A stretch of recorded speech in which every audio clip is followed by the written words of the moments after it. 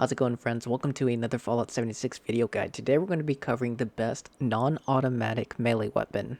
Now we'll be starting the video off with going over the build and with or without legendary perk cards, so you can use it as a beginner or as a min-max player. We'll also be going over the damage for swing speed, power attack, with and without buffs. Now we're going to be comparing two weapons, the Plasma Cutter and the Power Fist, both fully modded as well. Now all builds and timestamps will be in the description if you guys want to skip ahead, but with that, let's get right into it. Now quickly before we show the regular perk cards, here are the legendary perk cards I'll be using: Maxed Out Luck, Maxed Out Intelligence, Strength, and Agility. The last two slots you can use for something else that may fit your preference. Some suggestions that I would do is either Brawling Chemist, so you guys can have the periodic buff that you gain from it depending on your rank, Collateral Damage for one-handed, two-handed melees, or Exploding Palm for the unarmed builds. Now if you like to use VATs like me, I do like to pair Hack and Slash with one of those two explosive legendary cards because they do work hand in hand. But for this, I'll most likely be using Brawling Chemist, but the choice is yours. Now as always, perk cards are entirely up to the user. This is a build that I find that is best for damage. Not a lot of resistances or defenses, but it does work. But some key cards to notice or mention is solar powered, which will increase your strength from the times of 6 a.m. to 6 p.m. in game, which is great because any source of strength will increase your damage for melees. Other perk cards worth mentioning are Chemfiend and Curator. Curator is definitely a must-have if you use any kind of magazine or bobblehead. It'll double the duration. Chemfiend to increase the duration of any chems that you use. Another perk card to keep in mind is Party Boy to increase the effects of any kind of alcoholic beverage that you use. Now here is the main build that I run. You'll notice under the strength that we don't have any traveling pharmacies because we use the Chemist Backpack mod. This allows us to remove the perk card and use 3 points elsewhere. So now we have all 3 Gladiator perk cards, Incisor, and Martial Artist maxed out. Now for those who don't have access to the Chemist Backpack mod or are using something else, here is the alternative that you can use. I would recommend getting rid of Martial Artists and using Traveling Pharmacy for reduced carry weight for your chems and other aid items. Now let's move on to the unarmed version of the build. This is going to be without legendary perk cards, and you'll notice under strength that we have Iron Fist, Martial Artist, Blocker, and Incisor. Thankfully, and also really nice, that unarmed only requires 1 damage perk card under strength. This will allow you to invest perk points into Martial Artist and Incisor, and if you want, I usually run Blocker for extra defenses for this build. But everything else from Perception down to Luck is exactly the same as the previous non-legendary build that I showed you in the beginning of the video. Next we'll have the full min-max version of the build. Same thing, everything is exactly the same besides the strength perk cards. Again, we're going to be using the Chemist Backpack mod, but now instead of Traveling Pharmacy, I added Barbarian for extra defenses. Now just so everything is even, this is the unarmed build with Traveling Pharmacy. Practically the exact same, but let's move on to the damage portion of the video. Now for the first part of the damage portion, we are going to be doing power attacks with no buffs, and we're going to go over everything that we currently have. Now for mutations, we do have the Talons and Twisted Muscles to increase our melee damage and unarmed damage, and the weapon we're going to be using is an anti-armor power attack Plasma Cutter with the Electrified mod, which is the best mod that you can use for it. For the perk cards, this is the build to show that nothing has been changed from what we showed earlier, and nothing will be changed as the video goes on. So let's go ahead and sneak up onto this behemoth and give him a couple whacks. For the first power attack, we're hitting for 1459, with the Tenderizer proc 1605, and then outside of sneak, 1127 for the Plasma Cutter. Now with those numbers in mind, let's go ahead and check out the Power Fist. To show real quick, we have no buffs, all mutations are the same.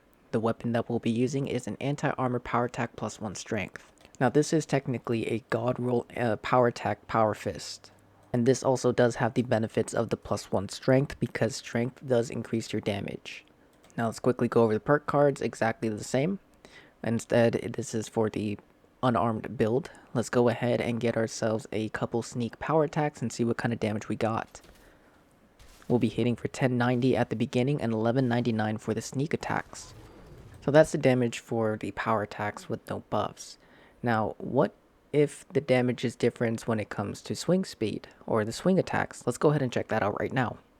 Alright, so we're back with the plasma cutter. Again, no buffs. Mutations are all the same.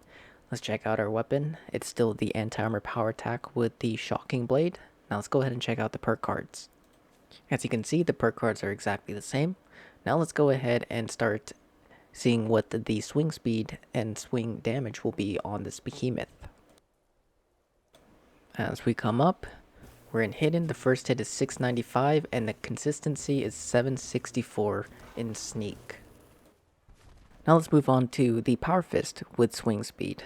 As you can see, everything is still the same, no buffs, anti-armor is still the same, or the power fist is still the same. Let's check out the perk cards, and the perk cards are the same as before as well.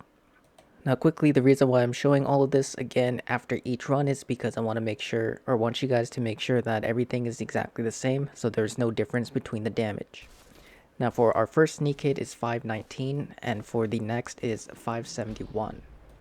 So we have the power attack and swing attacks. Both the plasma cutter comes out on top. Now what about if we fully add all the buffs to these weapons? Will the damage change? Will one be better than the other in that regard? With that in mind, let's go ahead and check that out. So for this portion, we're going to be doing the plasma cutter again at the start, and here are all the buffs that we are currently using. We'll be using a Backwoodsman 6 paired with Carnivore, with the Deathclaw Wellington and Tasty Mutant Houndstooth to increase our damage, a Cycle buff, a Whiskey, as well as a Melee Bobblehead.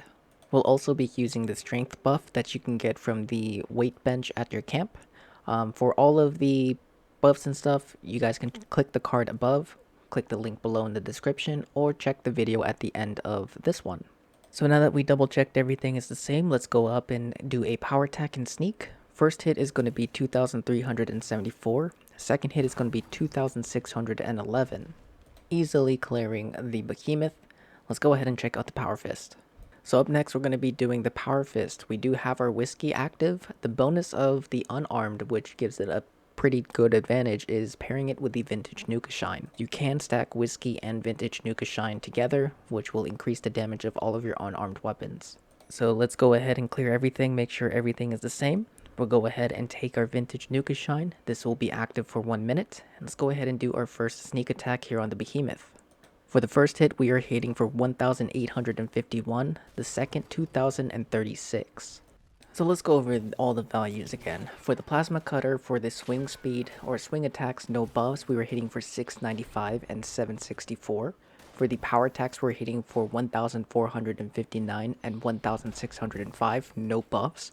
And with full buffs, we're hitting for 2,374 and 2,611 with power attacks fully buffed. For the power fist, we're hitting for 519 to 571 for the swing attacks, no buffs. We're hitting for 1090 and 1199 for power attacks, no buffs. And with buffs, we're hitting for 1851 to 2036 for full buff power attacks. Now between the two, the plasma cutter is stronger, but when it comes to bossing, they have very similar damage. The difference between them are very small. Even if you use all of the buffs or everything as well as take one for the team, the damage is very similar. Well, that about covers everything, friends. Let me know your thoughts. What is your favorite non-automatic melee weapon? I'm curious to know. I normally use the plasma cutter at the end of the day because, I don't know, I just really love the one-handed melee weapons in general.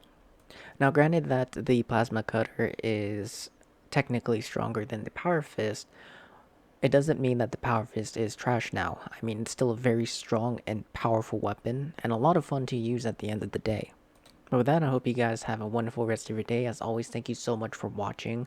Like, comment, subscribe, the YouTube stuff, and I hope to see you guys in the next one. As always, happy hunting, good luck, and I'll see you guys next time.